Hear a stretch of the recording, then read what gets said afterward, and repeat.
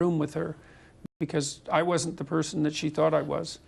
And where does this fit into just, you use the word chaos, but we would use the political uncertainties of America voting for Trump or electing Trump at any rate, us voting to leave the European Union, we've been in for 40 years, the Italians voting for fringe parties, strong men emerging elsewhere.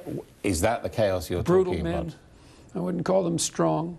Brutal and strong aren't the same thing, and people shouldn't confuse them. So, but fair enough. Well, strongmen's, as you know. I know, but it's an unfortunate term because it confuses strength with brutality, and I think that is a mistake. And, you know, because to be strong is to be resilient and to be noble and to be courageous, not to oppress. So you wouldn't see the Putins and the Kim Jong-uns and the Donald Trumps as being role models?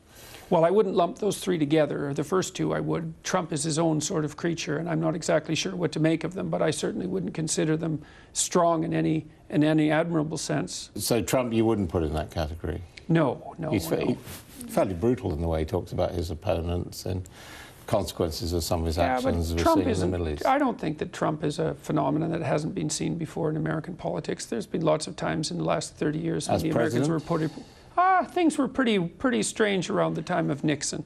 And from 1968 to 1972, the U.S. was more polarized than it is now.